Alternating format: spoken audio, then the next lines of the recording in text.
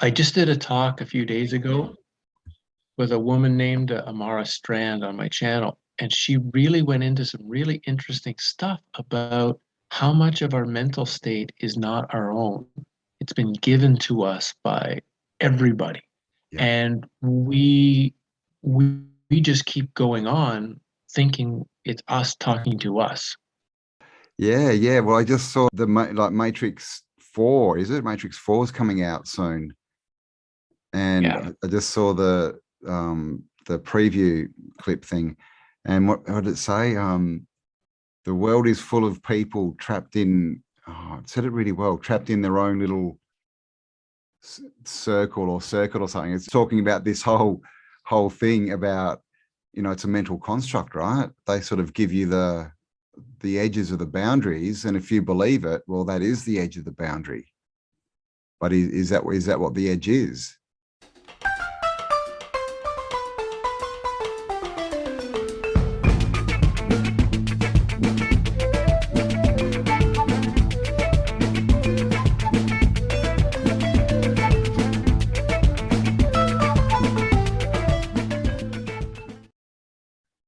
Hello and welcome. My name's Campbell. This is Spiral Up, and we're back with Howdy for another chat of Rules of the Realm, where we just are discussing, basically trying to figure out what the rules are. Are there rules down here? Are they physical? Are they spiritual? Are they mental? What are they? Are they fixed? Are they malleable? Because we're all down here and having this experience, but many of us, we don't know the rules, right? And there's that saying, the game of life, it's the only game where the rules are to learn what the rules are. And so I guess that's what we're doing. So welcome, Howdy. Thanks for joining us again. thanks, Campbell. Good to see you again. And I had a thought just before we came on, and that was because I got some weird emails. I'm on like various mailing lists still, from people from who I looked up to years ago, and who have all sunk into the lie. They believe it at the absolute level, and this is gonna. And I'm not meaning to sound this in a way that we are special or anything, but those of us who are still staying human and are still working to understand things, we're like the spiritual giants of our generation. Now, we may not have been 10 years ago, but we are now, because a whole lot of the group that used to be there have left. Yep. Yep. Yeah. I mean, even I'm to not saying that to balance. pat ourselves on the back, right? It's Mm, just to recognize where we really are yeah. right Well, now, and that there's few of us. yeah. Yeah. I think we all do deserve a bit of a pat on the back too, because it's not. It would be much easier to comply, wouldn't it? It's not, we haven't taken the easy path. And now we're having all these other things come up and that we're having to deal with. And instead of going, oh, we'll have to comply, we're all working out, okay, well, how do we get around this problem? How do we solve it? So yeah, we're definitely, the way showers for sure. And it's so interesting that all these people and, all these, spiritual people, um, that they're now suddenly it's like, oh no, don't believe in spirit, believe in science and politicians. It's very strange. And even Yeah, musicians. Do you remember Rage Against the Machine? yeah, Yeah, yeah, yeah, yeah. They're now, you can't go to their concert now, unless you've had the jibber jabber. And there's a picture of the lead singer yeah. doing a concert with a mask on. And these are the guys who are literally like saying, F you, we won't do what you tell us. And now literally it's, Right. okay, sorry, we will do what you tell us. And if you don't do what they tell you, you can't come and see us. So it's really dividing. It's really showing people for who they are is what's going on. It's really showing, people's, true selves, right? Because, you can Right. build up this persona and say, I'm this and I'm that. And of course, we had so much of this, right? I've got the answer. Just give me $2,000 and it'll be your answer too. Blah, blah, blah. Look at me. I'm so good. And all these people, where are they now?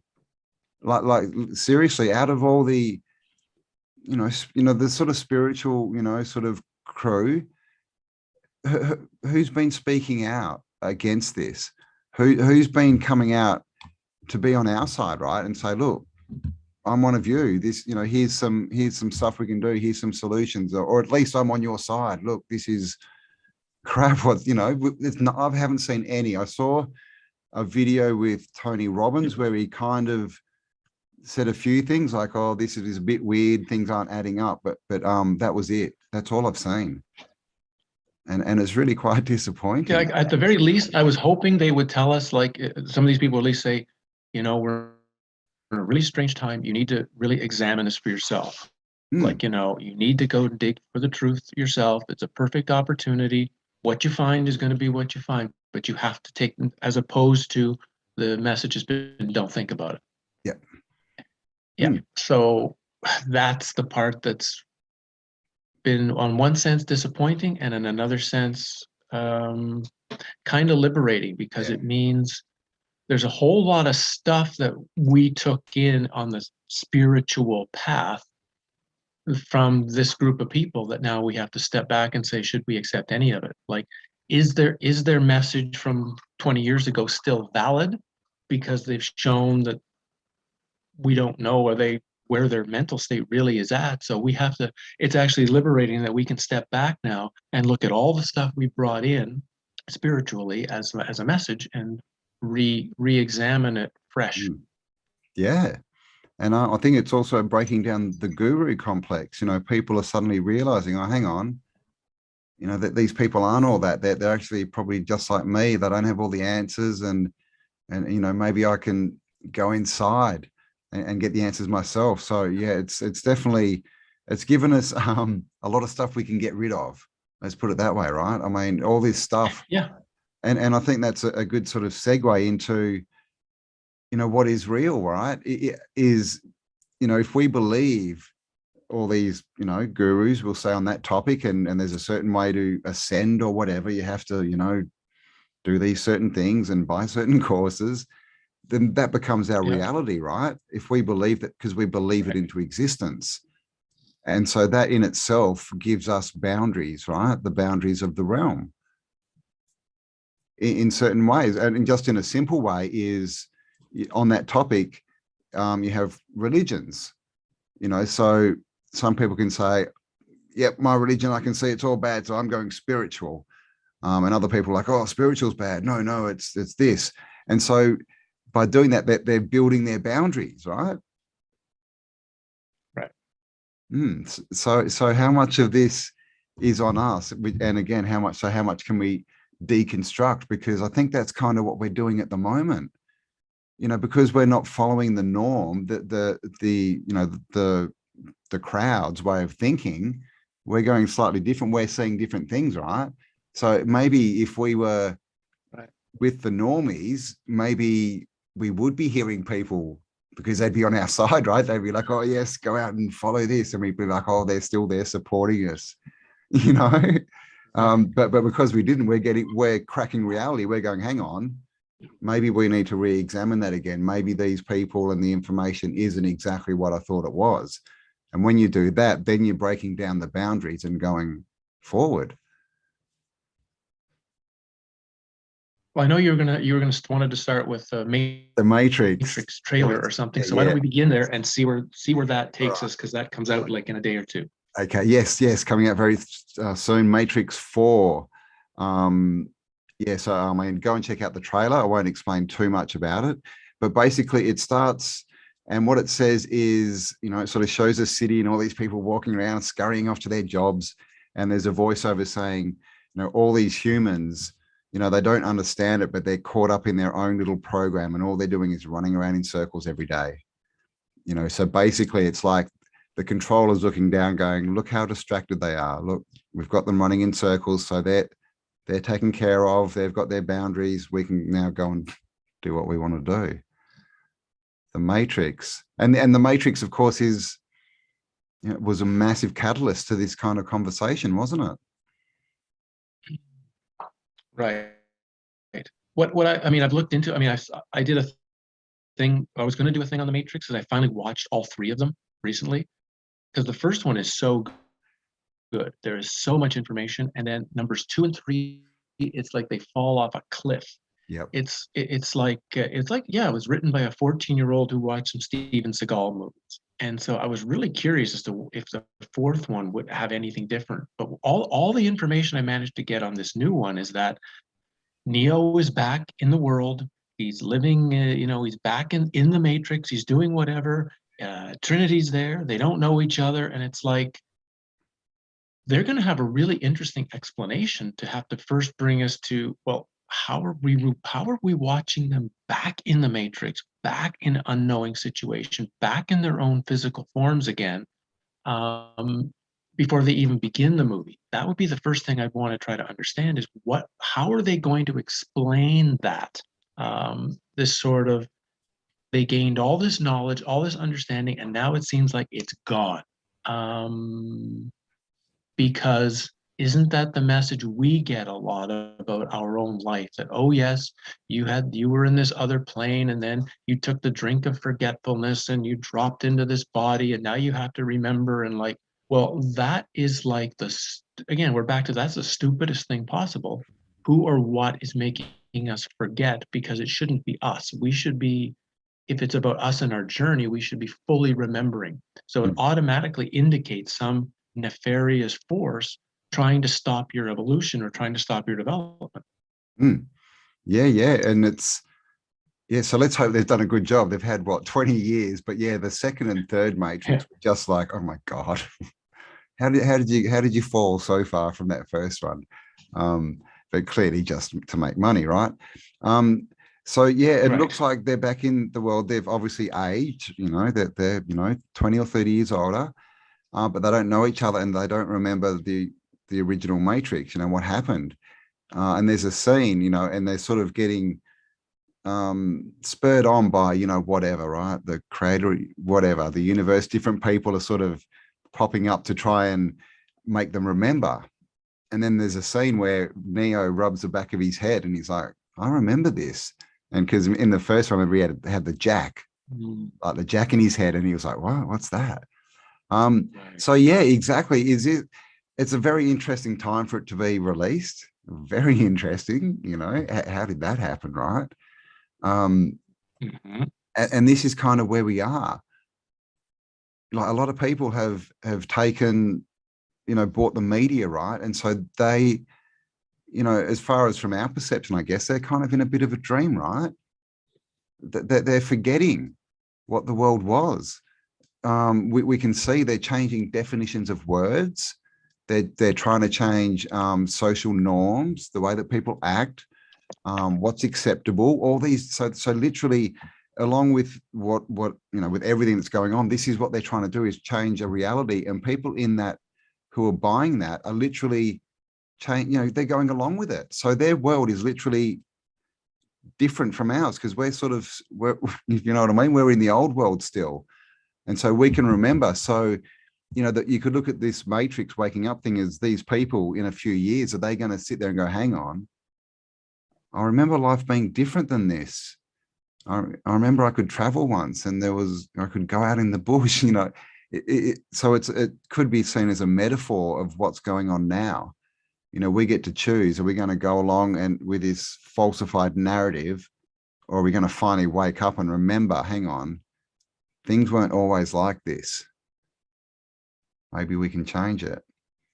And that symbolism of the thing being jacked in the back of their head, right, in the movies to go into the Matrix, which is kind of similar to where they want things headed, right? They want things headed where people are literally not in this reality at all, where their brain function is in a virtual world, where all the interactions take place not with real people. You're literally like in a computer game as your day-to-day life, which is very symbolic of this sort of jacking in process. And almost, a lot of, maybe you're kind of seeing the initial stages of it, that people are kind of beginning the jack in process without realizing that's happening. So like you're saying, you're in two worlds. We're still in the old world because we're not jacking in, but already people are half in, half out. They're kind of here, but not here. Exactly. And how much is that going to change in the future? Because this is the thing. This is, obviously this is a big, well thought out plan, just as far as the way that, a lot of these people on social media, on TikTok and that, you see the way they present themselves. They're not natural, right? They've all got like pink hair or blue hair. And they all sort of, have like make themselves with big eyes and do their makeup so they look like manga cartoons and things. And this is part of getting that acceptable, right? Oh, that's what people look like. So it's much easier to go into the virtual world, right? Because it's going to match what the physical world has become, what they're promoting. So it's this slow step. And this is the thing, it's a choice, right? People are choosing to go into that. And, we mentioned, the movies like Free Man? Free someone, from the video game. And there's all these movies about people jacking into video games and living in video games and all this stuff. And now Facebook have released Meta, which is exactly that. They just want to make virtual worlds. Yeah. So this is definitely where they're taking us. So okay. So now let's when we take this to rules of the realm.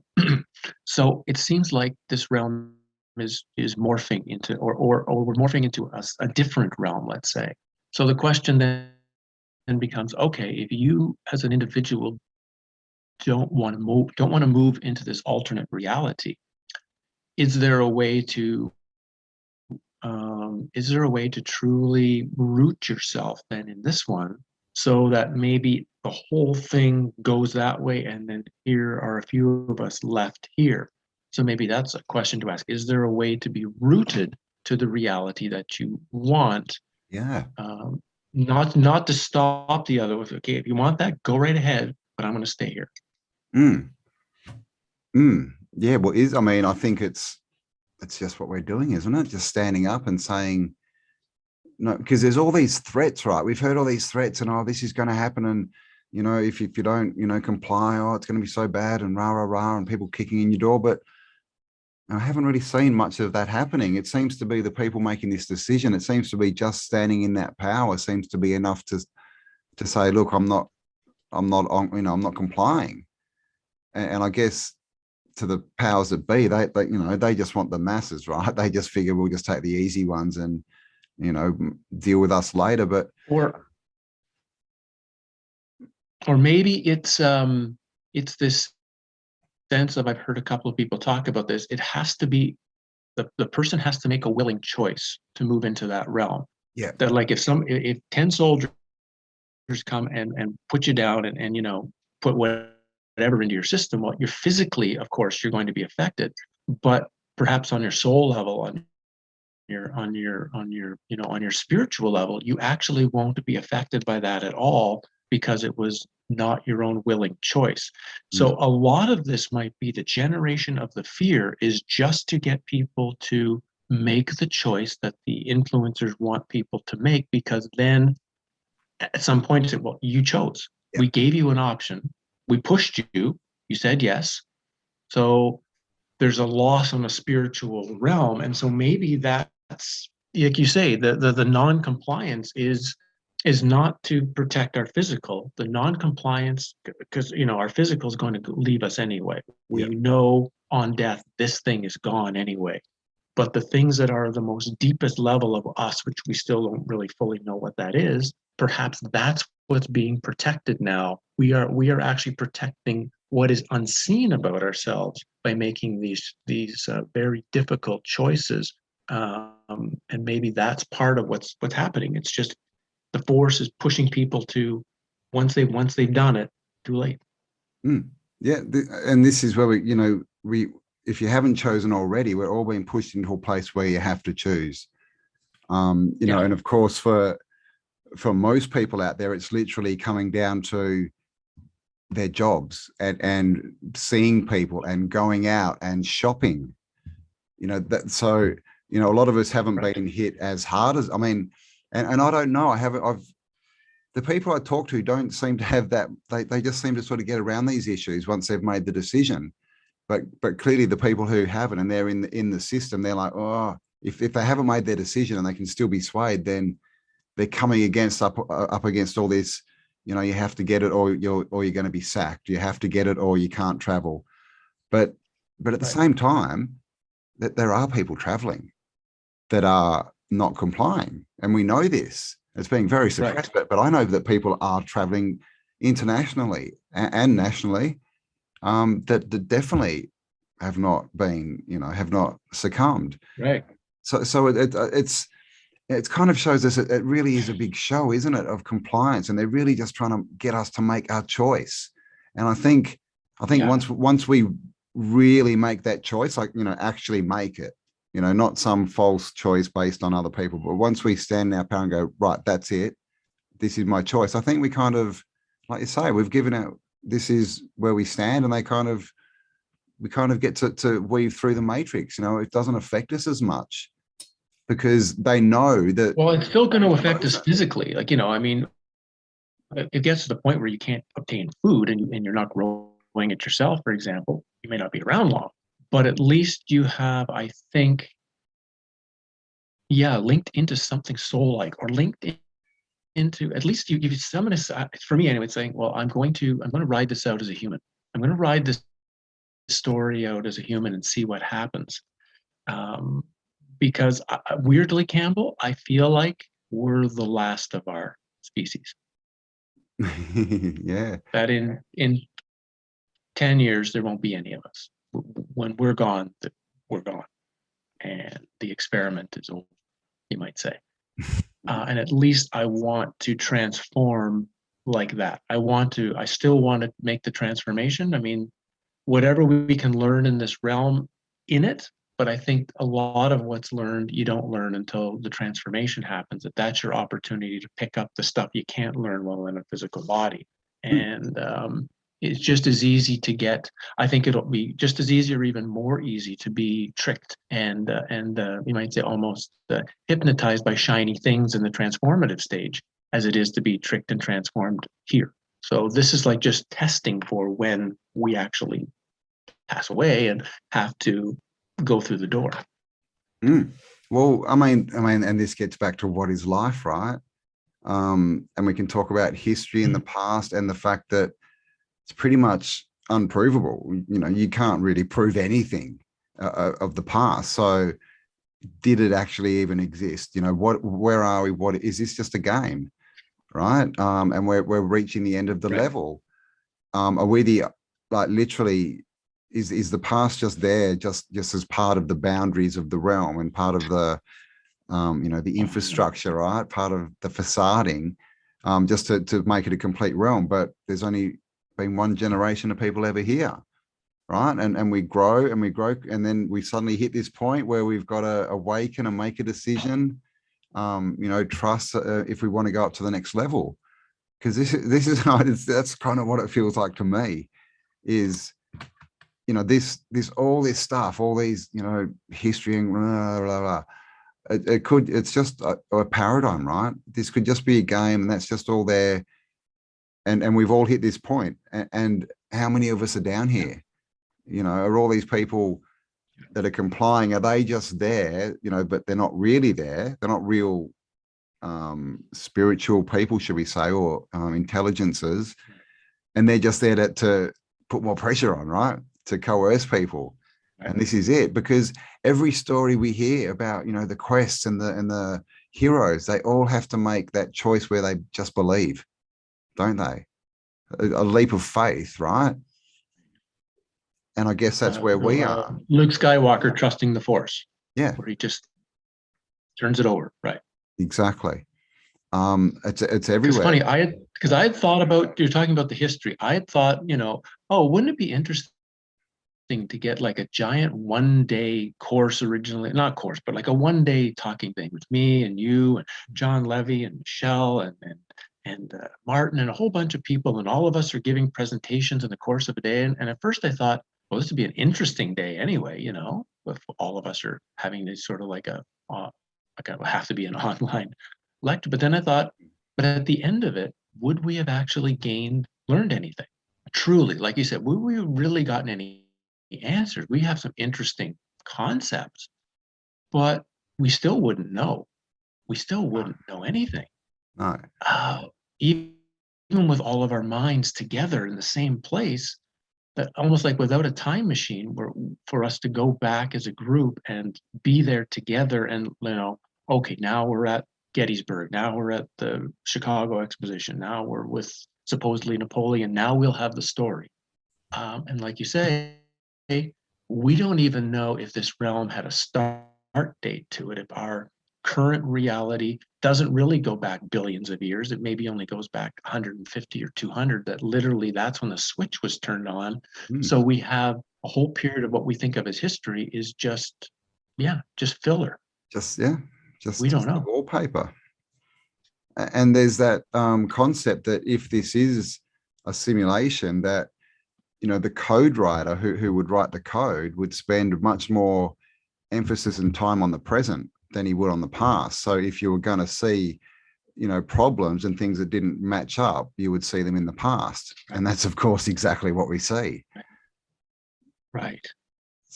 And so I mean, one thing that could be interesting is trying to go, how far back in the past we're talking about, again, remote viewing and people that can kind of see. I know that some have talked about, what was the name of the project? A U.S. military project. Looking in the future. I don't know. It was something where they were they would run scenarios, and then they would try to see where all the scenarios would go. Project Looking Glass? Looking Glass, yeah. And where they claimed no matter what they did, it had the same end result. Yeah. That it's like, no matter which divergent path they put, it all can, and they couldn't, whatever, and they wouldn't, I haven't heard anybody tell what the result is, but it's like 1,000 different ways, but it doesn't matter. The end result is still the same. They seemingly can't change it. Yeah. And that's really interesting in itself. That is there something where you can only go back to a certain point and it all just like converges on like one event or 1 year or one whatever. Yeah, like, right. Literally, you truly can't break the barrier going backwards. That we have these defined even boundaries of time in which we as beings of this realm can only work between. Like, yeah. So literally, like a reset point which would make sense for a program. If you've got free will in there and it just starts going off in a million directions, there's going to be a point where the computing power to do that is going to be too great. So it's going to have to pull everything back and sort of let it go again, which would, of course, put sort of points in history where you can't really go back past. I mean, that's, it's very interesting, isn't it? And oh gosh, so history is this is the thing. I think this whole Tartarian topic, I think the most valuable thing out of it is not getting the answers. I think it's getting people to see that the reality is not what they've been told. I think it's more of a tool just to open your mind to consciousness, to see through the illusion, right? To start lifting the veil, which is interesting that it only popped up, really on mass, 2-3 years ago, maybe 4. And, flat Earth was, just a couple of years before that. And all these things that are coming out saying, reality is not what you've been taught. And the same thing with flat Earth, everyone's, yelling about, oh, what's the shape and where are we and how big is it? But I think the most important thing is just thinking maybe reality is not what we've been told. I think that's where the power is, and you can't, exactly. You don't want to, you can get caught chasing rabbits down rabbit holes. That's the thing, and is this part of the thing that it becomes distraction? You sort of look, you can open your mind and go, okay, I see. But then if you keep going, right, then you end up in, I'm just running in circles again. They got me for another year. What the hell? What happened there? Right. And then as we talked about before we got on here and started recording, when you bring in the Mandela effect with the possibility that things in the past can actually be changed.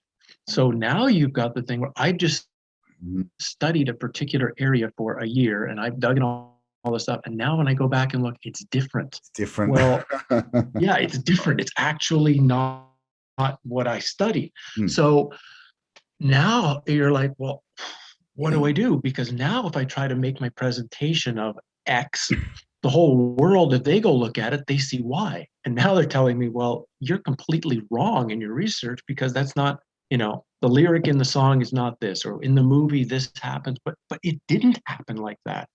I've spent years studying it, and so now we have this bizarre wrench in there where what's being changed or what's not being changed, and how do we deal with that? And I guess a good question is, does everyone see these Mandela effects? Because clearly some people don't, or they might recognize them, but then they just dismiss it.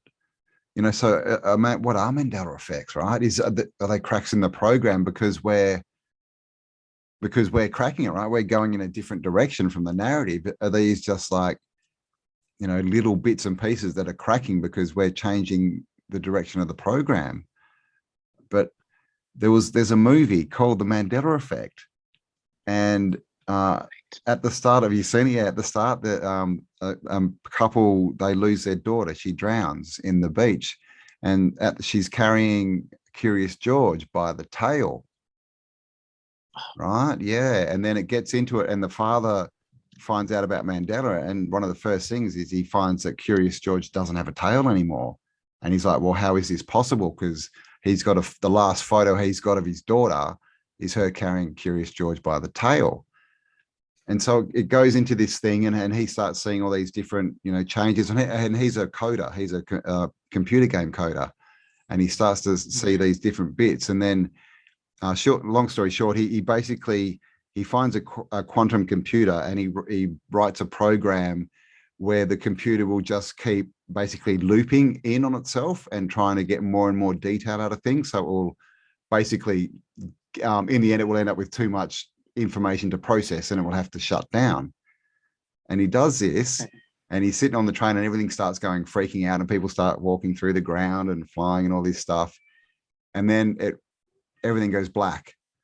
And then it resets, and he's sitting on the beach again, and his daughter's there, and she's holding Curious George. There's no tail, and she's holding him by the foot.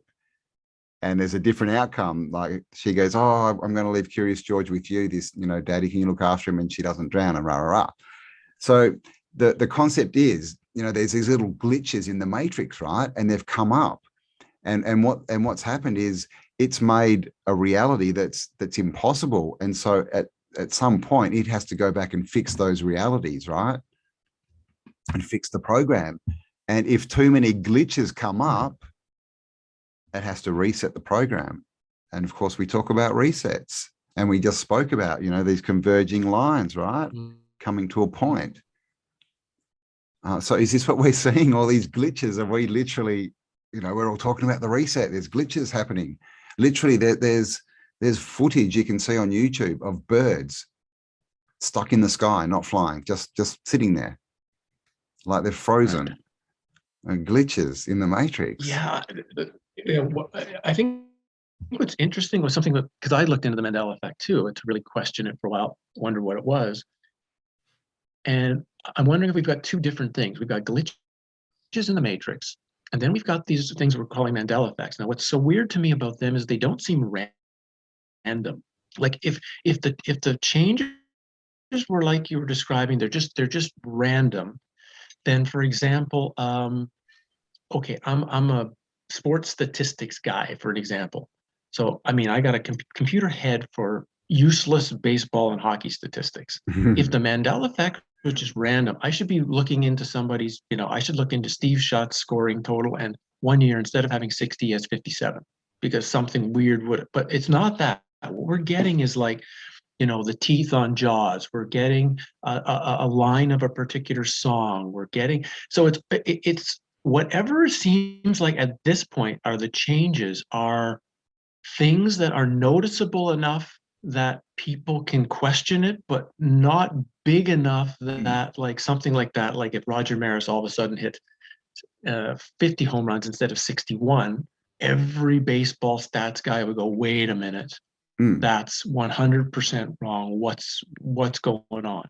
Yeah, If they go to every sports stores and then not so the changes are also there's nothing that we can at least recognize as something huge like that. yeah, That is that definitely. the majority of people would have to say, wait a minute, factually, no, can't that's one.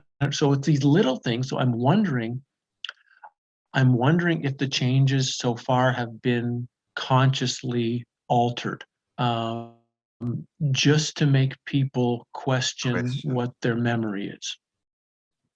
Because Yeah. if you start forget, so it becomes perfect if you're starting to alter when you start altering bigger things later. If you're going to really start historical events later, if people have already, oh yeah, I remembered that song wrong. Oh yeah, I remembered that movie wrong. Well, I guess I remembered history wrong too, or whatever. And I'm wondering if it's because I agree. I see glitches in the matrix all the time too, but these seem to be coordinated because of what these things are. That Mm, they don't seem random. no. And they're things that people can sort of talk themselves into. And like you said, it's all about getting No. people to question themselves and oh, okay, well, maybe I heard that wrong. I mean, ET didn't phone home anymore. He never phoned home. He home phoned. I mean, that doesn't even make Right. sense.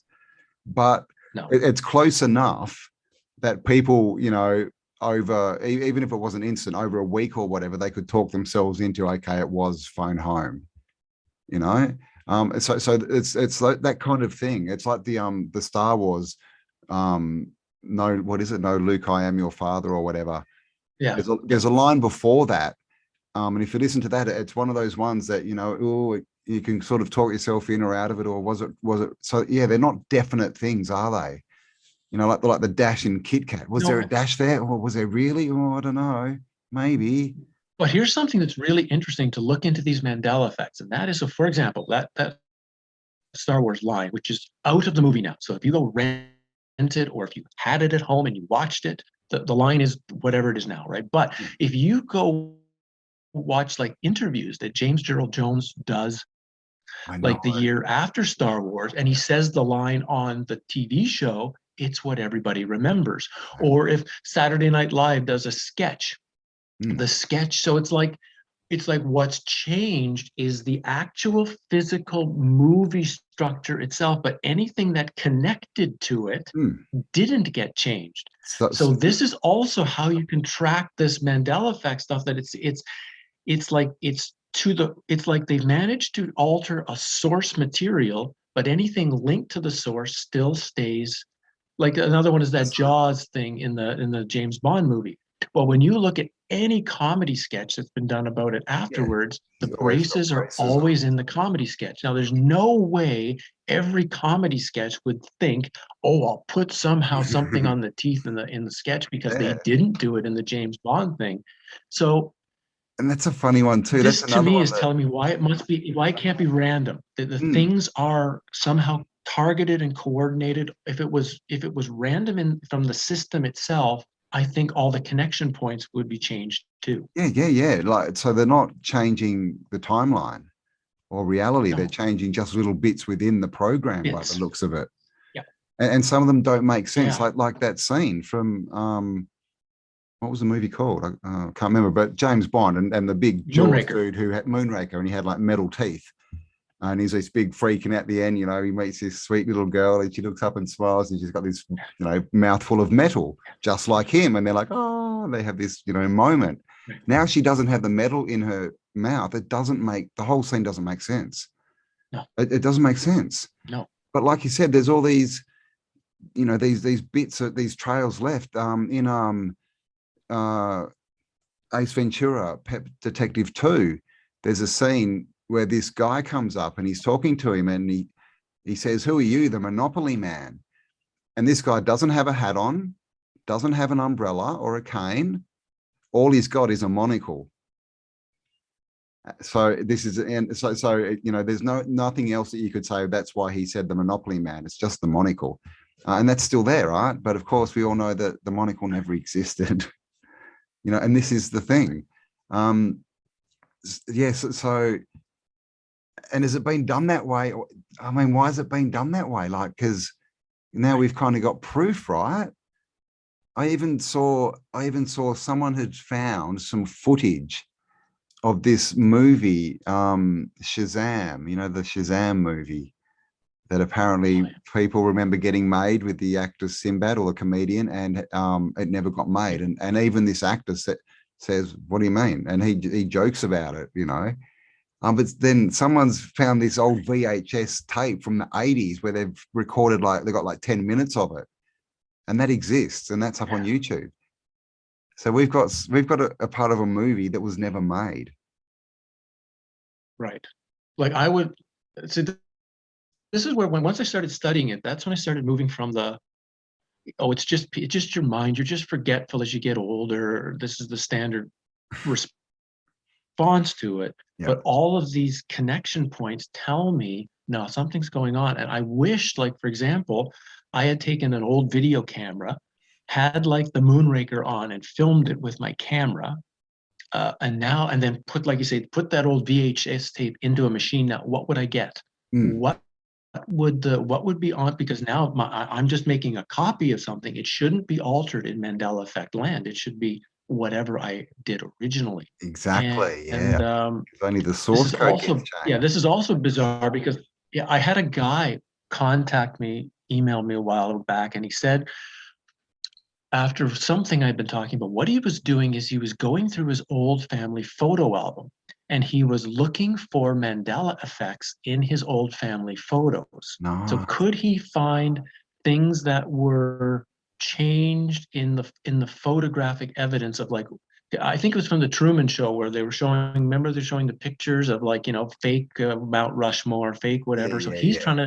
he's looking in his family photos for things like that, and he said he's found some. He Wow. said he's found things that actually are discrepancies in his family There, photo album. there must be literally millions of examples on photos and home videos, just as far as like these brand names, just having a Yeah, brand like it in the background, as right. it used to be. So yeah, that's something, anyone watching this, maybe, that's something we can do too, is start looking at this stuff, and t-shirts with logos on them, because some of the logo, like Yeah, Ford logo has changed. That would be an easy one to sort of look into, wouldn't it?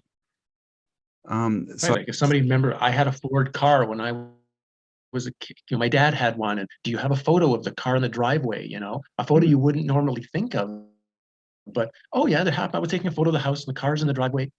Well, can you zoom in on the photo and see what's there?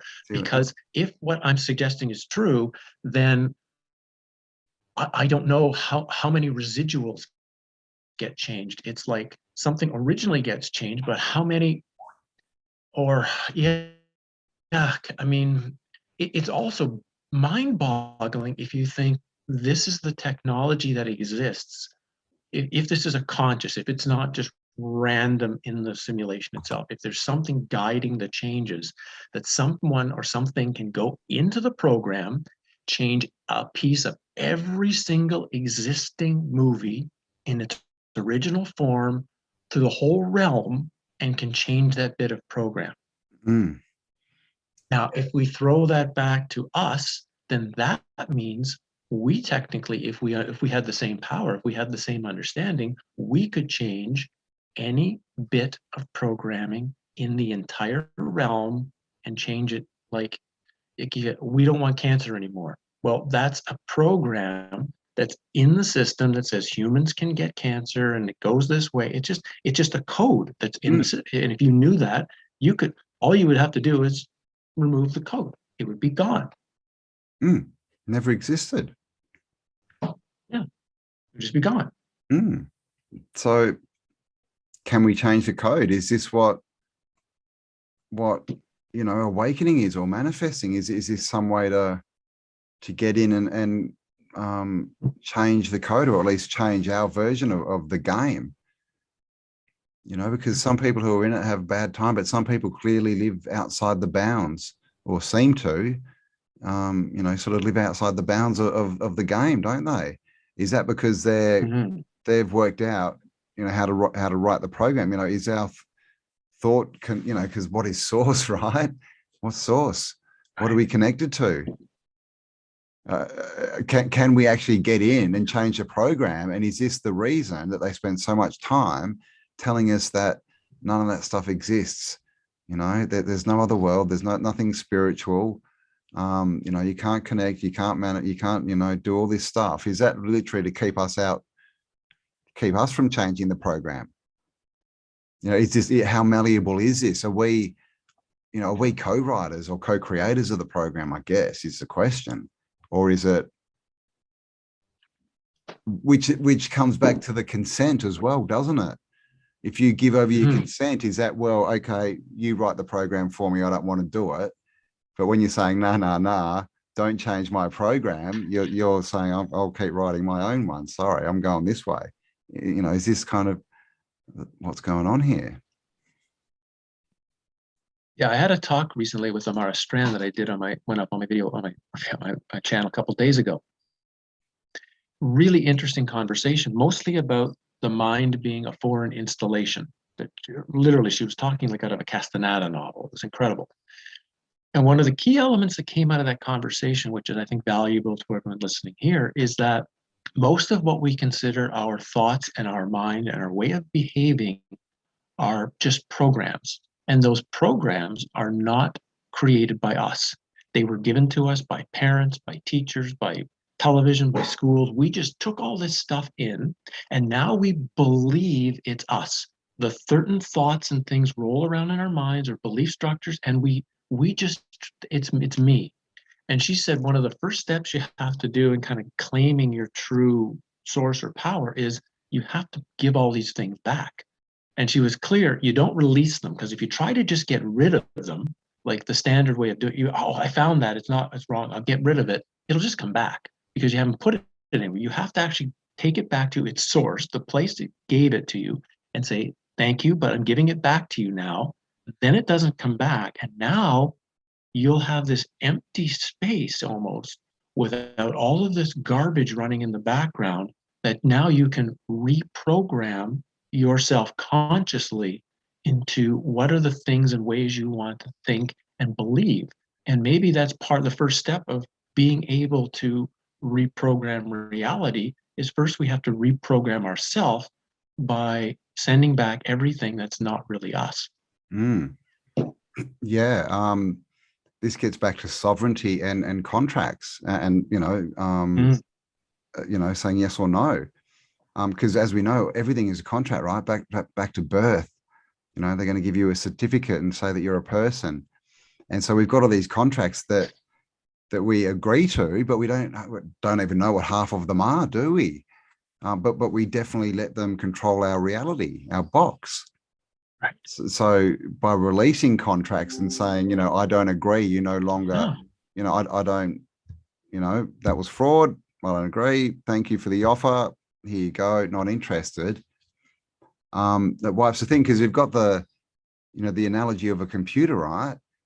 If you've got too much stuff coming in, you know, if you're, you know, subscribing to every newsletter and everything, and you've got all this, and every time you get on to check your emails, there's a million emails.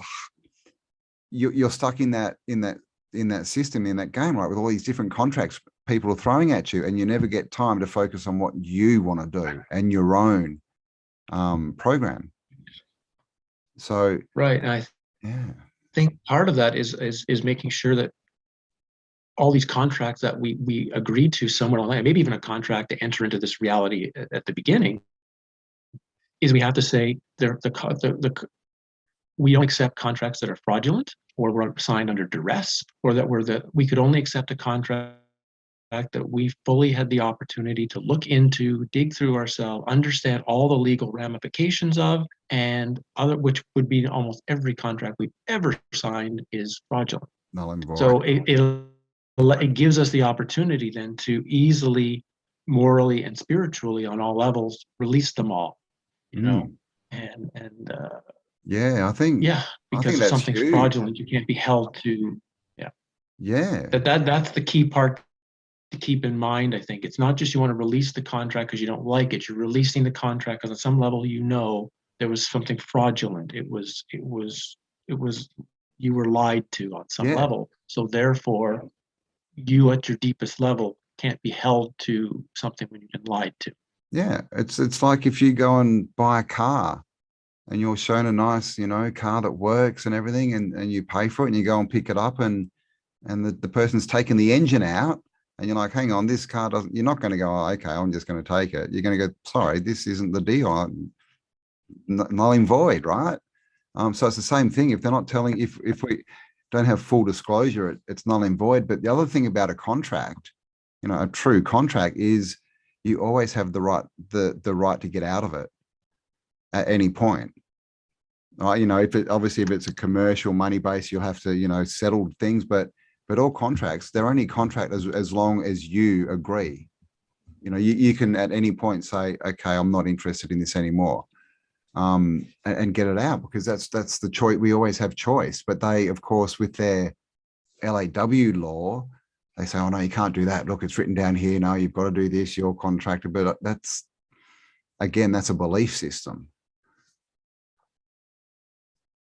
I wonder, this has really gone some interesting directions again. I wonder if this realm, rules of the realm, is the rules of this realm held in place by contracts that we don't consciously recognize as a contract. And the real way of getting to the depth of ourself and this reality is by first finding all of these contracts that were put in place on us and release them. And I don't just mean, like you say, the physical one, the birth certificate of this, the social security. I mean, literally some sort of underlying spiritual contracts that were moving in when we were small children that we didn't know we're saying yes to or no to. And we have that. Really, the freedom in the realm comes by stopping all these contracts and becoming a free agent again. Yeah, I agree. Yeah. When you... And how would we find the contracts that are in place sort of on a spiritual level? How do we find them? That's a good question. Leave us comments, guys, if you know this. We'll have to delve into this, I think, because obviously as well, if it's contracts and we get rid of all the ones that are not good for us, can we then find or even write new contracts, right? Or maybe not contracts. Yeah. Than just writing ways of behavior or ways of how I'd like to be currently. So it's very changeable, it's alterable, it's just it's like a direction or a goal rather than a contract. Because that's always have this thing when you have these stories with the devil, right? The devil always gets you to sign these contracts, and there's always a clause in there that, look at, you signed this small print and now I have your soul or whatever because you signed it. It's always a contract. Yeah. So it's always the contract and the devil seems to go together. So if we remove the contract, we're removing sort of this potentially trapping mechanism of the realm. Maybe it's the contracts that keep the prisoners in the seats of Plato's cave. That's why they say, the prisoners, the chains aren't locked, because the chains are just the contract that the prisoner signed unwillingly. As soon as the prisoner lets go of the contract, they're no longer bound to their seat. They can walk away. Yeah, definitely. Yeah, it's a very good point, isn't it? Like all these things that we believe, spiritual contracts. And of course, if we go along, then that's their that's how they rule us, right? They claim that they put forth a claim and say, we say this and you've agreed to it. And so that's how they rule. So as long as we get rid of that, then yeah, I mean, it's interesting what would happen. I mean, what would happen if we could get rid of spiritual contracts and literally be in a place where they're spiritually fraudulent. We have to make sure that's there. Fraudulent, spiritually fraudulent things that are signed either under duress, unknowing, or are lied, because then we're definitely not bound by any of them. I mean, then where would we be? What could we create? Would we? And this is the thing: is this the ascension? It all seems to tie in, doesn't it? The Great Awakening, all this stuff. So, and of course, this ties in a lot with the law and all this, but we're sort of talking more on a higher level. What do we agree to as far as what do we agree are the boundaries of our experiences down here, which really are the contracts. You know, Right. you can't have this experience, and because if you do, we're going to throw you in jail, or we're going to do this, or we're going to do that. So if we get rid of all that, clearly it's freeing, right? And then no contracts, all we need, I guess, are agreements. You know, things that we all agree upon. You know, it's probably a better word for than a contract. Yeah, agreement. That's a good way of looking at it. Mm. Something that allows people to function well together in groups and units, but doesn't infringe on the sort of freedom of living. Yeah. Just we all agree, do no harm. And that's where we'll start. And if we need more, then we'll make another agreement. But try not to, you know, because you don't want too many agreements. And you know, once we've got no contracts, you know, the agreements, that's building the new world, isn't it? We now agree this is going to be reality. Because even the whole monetary commercial system, that's really just a contract. Every time we agree, it's all contract law, right? Every time I use a dollar bill to buy something, and actually that's a contract exchange of the good and service for it. It's all. So if every contract is seen to be null and void, physically and non-physically, then yeah, where would you be? How would that What kind of change? realm would you be? How would that change our behavior and the way we thought? Because if there was no contract, you know, if it was no longer an exchange, like I'm going to give you this orange and you need to give me something back, you know, that's the contract.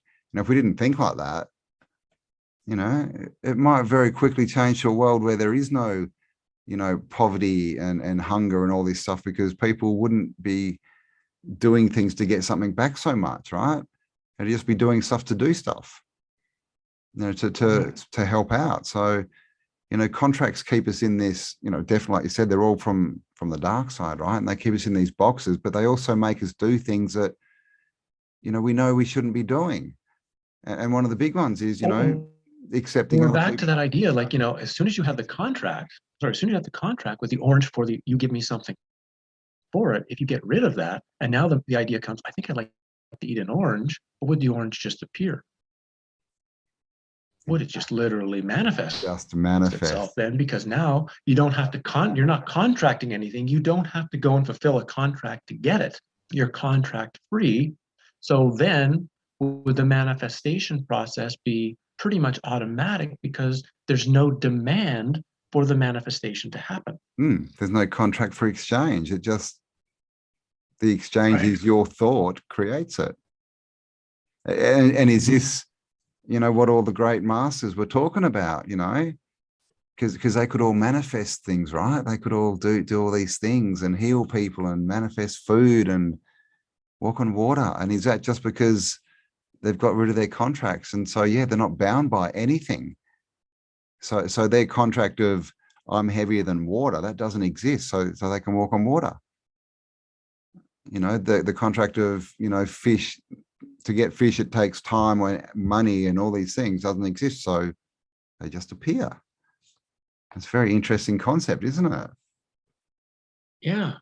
Yeah. I mean, when we tie this into all this stuff of the Mandela effect, and we realize that, and how this reality can be just changed, like just changed to the point that it's wow, then we should have an equal amount of power, theoretically, as whatever else is making the changes in this realm. Yep.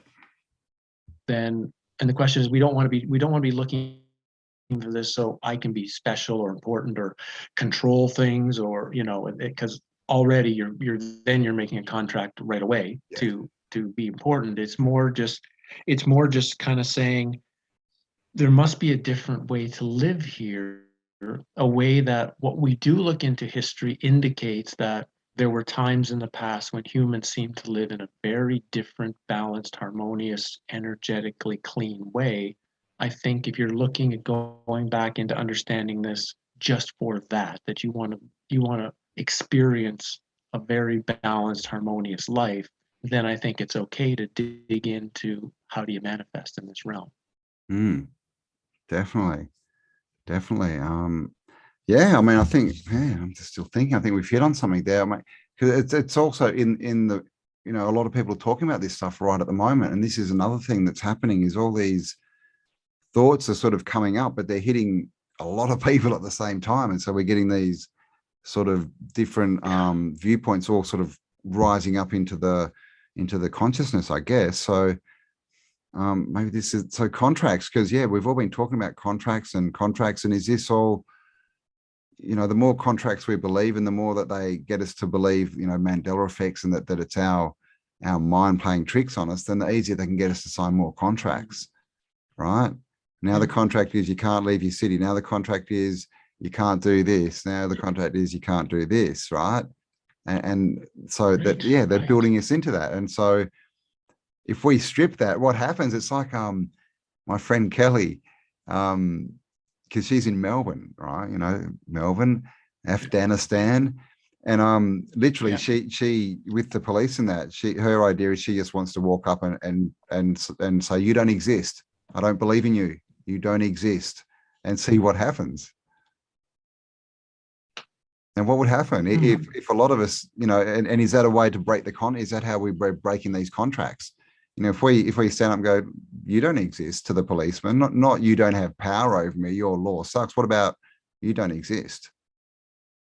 You just don't exist in my reality. What would that do? I think it has to be done the right way. You'd have to find the trick of doing it, you know, to cancel the contract rather than to cancel the contract that you made. Because I mean, you can say that with any, I mean, I had those experiences, right, where chairs and balls and all sorts of things stopped existing for me. So I know it can happen. It's just that happened unconsciously. I didn't say I'm going to stop making contracts with chairs now for their existence. They just, all of a sudden, I didn't know if a chair would be there or a wall would be there. Or I was just thinking when you were talking there, sorry, so we hit 2012 and we've gone through these little zeitgeists. So first we went through the flat earth zeitgeist. So that hit about 3 or 4 years, where a huge sort of community just dug into this concept and really, and it almost became like a religion for a while. For those who started believing it, you know, it became. And then, about 2016, 2017, that stopped, and this exploration of Tartaria started, sort of the thing we got ourselves involved in really deeply. And that's been going on now for 3 or 4 or 5 years. And I've started to notice it's beginning to tail off as well too now. It's starting to slow down. And I'm wondering if we're on the cusp of the next zeitgeist. What's the next one going to be? The next thing that's going to sort of kind of go where the sort of minds who are trying to understand reality are all going to go, and now we're going to look at this. We've looked at the shape of the earth. Now we've looked at the history. What's next? I wonder what the next thing is that everybody's going to, all this community's going to just go. I think it could very well be contracts. There's just been so much talk about the law lately. You know, the LORE law, especially in Australia with the originals and what's going on. Of course, there's all these, you know, different groups talking about law and seceding and, you know, getting your original, you know, certificate of live birth and all this kind of stuff, and breaking contracts that way. So it's definitely been building. I mean, this could be it. I think, yeah, it could definitely. That's what we're doing, isn't it? Laws of the realm. If we're finding laws of the realm, those are just contracts. Those are just initial basic contracts. Gravity. That's a contract you've agreed to for coming into this realm. If you drop a ball on your hand, it's going to hit the earth. Gravity. Exactly. That's a contract. That's a belief structured contract. Maybe, we are going to now begin digging into the foundation structures of reality, which are just conceptual ideas that somehow on manifesting in here we agreed to. They just, exactly, things we've agreed to that we didn't know we did. And that's what repetition is at school, right?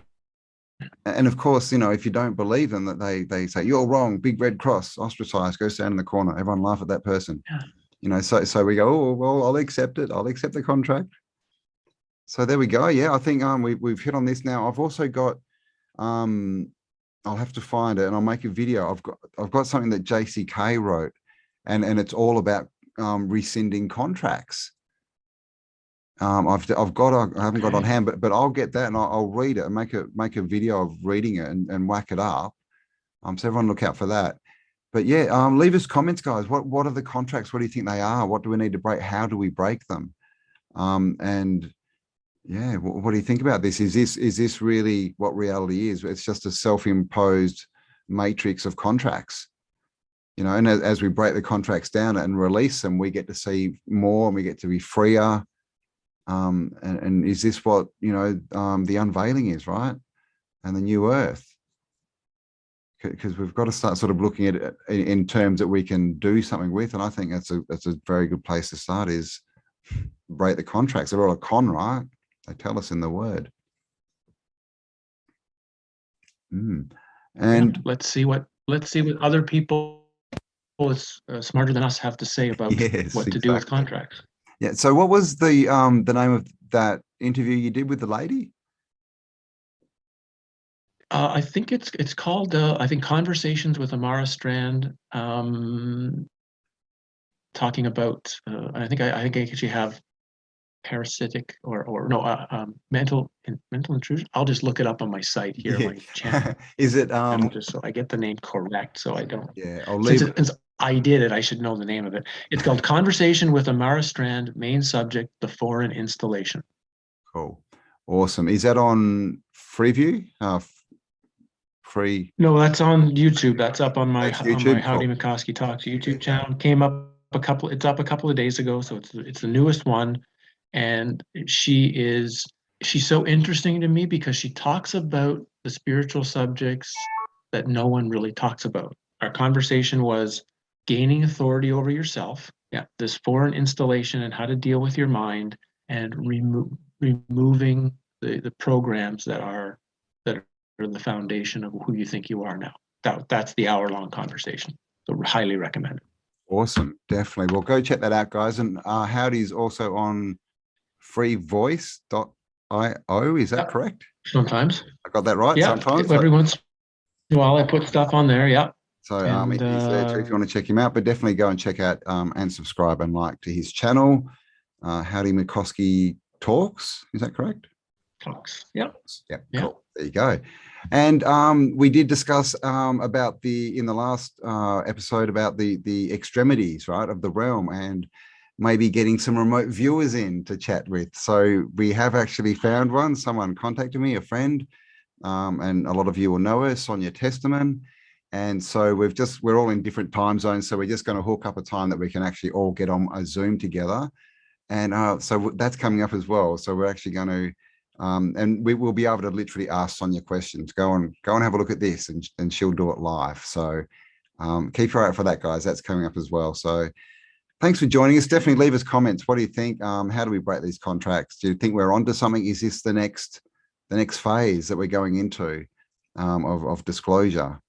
Yeah, definitely leave us a comment, subscribe, like, all that kind of stuff. And thanks, Howdie, again for another very interesting conversations. We always seem to get, you know, we always start with nothing in mind, and we always end up with these nice flashes of insight, don't we? So it's definitely working.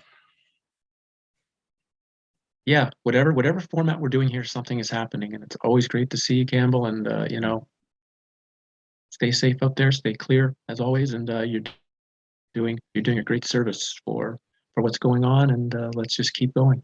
Let's keep going. All righty, thank you, and thank you for your time.